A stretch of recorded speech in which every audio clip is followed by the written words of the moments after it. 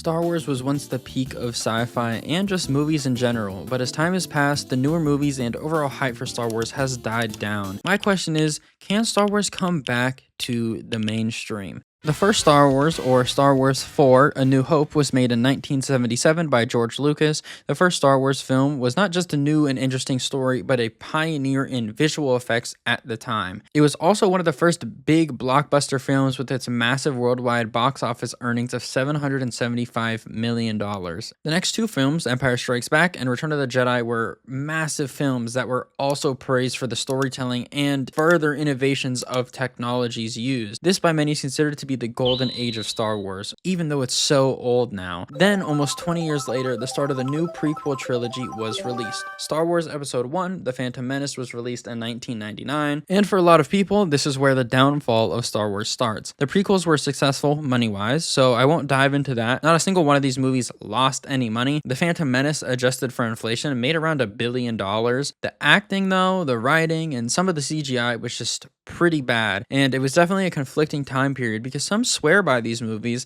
and some hate it to their core. I think it really does depend which you kind of grew up with. I watched both pretty much at the same time since I was barely walking when the last of the prequels even came out. To me, they weren't bad at the time. I loved them, but as I've gotten older, it's had the same effect as the Amazing Spider-Man films where they were good in memory, but watching them was a different story. I don't just like hating on the prequels like a lot of other people do, because there was some insane work put into those movies. They are beautiful looking films, like environment wise, you know, when it's not just like completely 100% blue screen, and introduce some really cool characters such as, you know, Anakin, Jango Fett, and Mace Windu, and many others. But then came the biggest turning point in Star Wars, and that was the acquisition of Lucasfilms by Disney in October 2012. Disney has a track record of buying franchises and ruining them, and Star Wars was no exception. Out of the newest movie trilogy, The Force Awakens was easily the best. Doesn't mean it was good, it just wasn't as bad as the other two. I would say it was a better overall movie than some of the prequels, but it just wasn't a better Star Wars film, if that makes sense. I just lost that feeling I got when watching Star Wars, and I'm clearly not the only one who thought that. The reviews were overall pretty negative, with all the questionable decisions that they made, like making Rey a Palpatine, having Luke try to kill Darth Shitter, having Palpatine even come back to life, and having Rey beat him with the power of friendship. Even the actors have had multiple moments shitting on the newest trilogy because they somehow know more about Star Wars than the writers and directors of these newer films.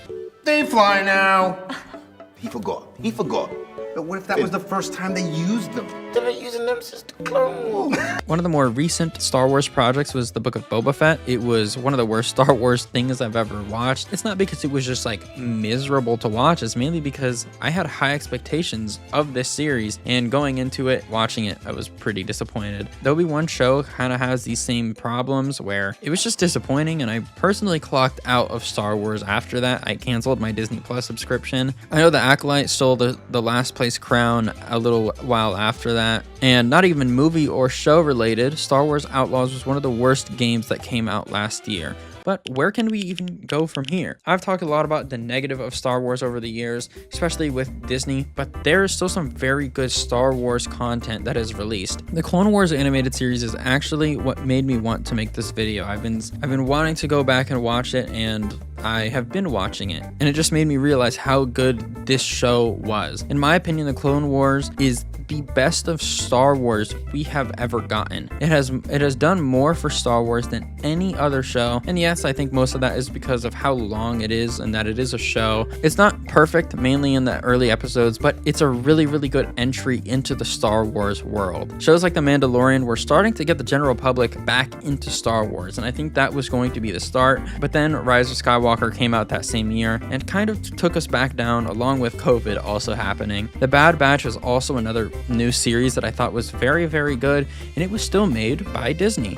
Bad Batch, along with The Mandalorian and Clone Wars Season 7, were all made under Disney. It shows that they can give really good Star Wars content, but sometimes they just get lazy, or directors just don't even care enough, and I think that's what makes it really hard for people to get into Star Wars, or even get back into Star Wars, like somebody like me, because you see that there's good stuff, and I feel like it gets pushed under the rug compared to the bad stuff, like The Acolyte. The Acolyte kind of took the show I think it came out in 2024, of Bad Batch Season 3, which was an actual good show. I really do think Star Wars is just one good thing away from being back in the mainstream, something that gets everybody back and interested.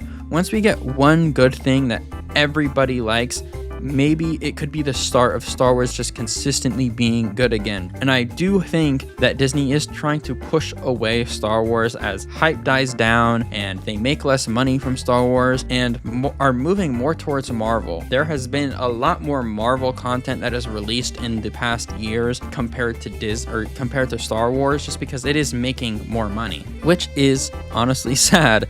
I do have some ideas. They're not crazy. It's honestly kind of crazy that they haven't done anything with him, and that's Darth Vader. We haven't even scratched the surface of Darth Vader in anything other than the comics, and it's just really disappointing to see that.